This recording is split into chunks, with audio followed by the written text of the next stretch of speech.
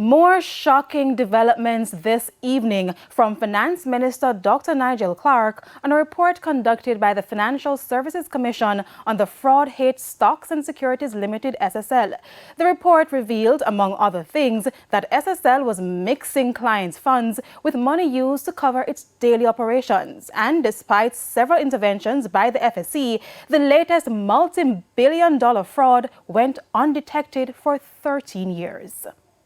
24 hours after his opinion piece in the Gleaner on Saturday, the Finance Minister Dr. Nigel Clarke tweeted more details from the FSC's June 2019 report in what he says is in the interest of continued transparency. He posted 2 pictures of the recommendations and conclusions contained in the report, which said 1. The FSC's rating of SSL showed the company's future financial viability was in serious doubt.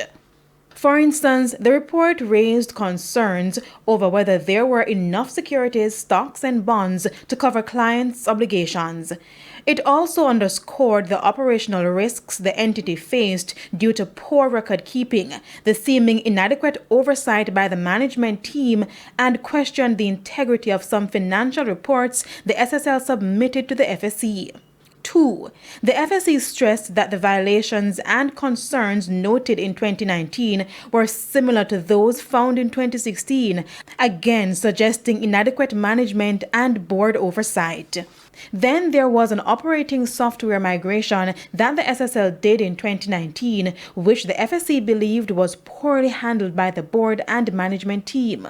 This, as 5 months later, the FSC said there were serious operational issues with the system. Additionally, after monitoring the company's financial reports from March 2019 to May 2019, the FSC said it found significant shortfalls, which suggested that clients' funds held in cash by the SSL were being used to fund its daily operations.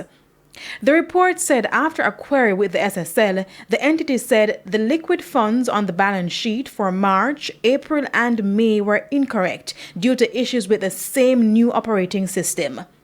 However, the FSC noted that the migration to the new system was conducted in January 2019, and the financial reports for January and February did not show similar issues. As the FSC concluded the report, it urged the SSL to hold a meeting with the board of directors within 1 month to immediately address the financial crisis at the entity.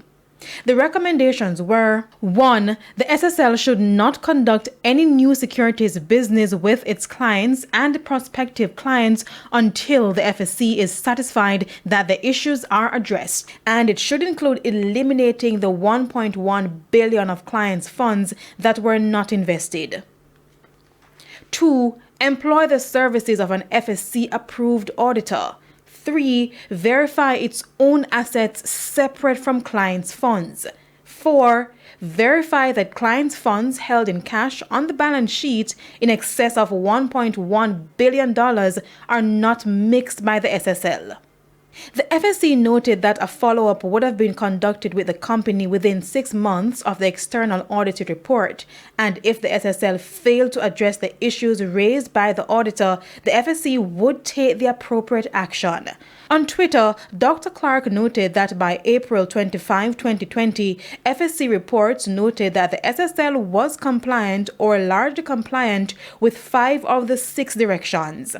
However, he indicated that to the best of his knowledge, the fraud at SSL went undetected for 13 years.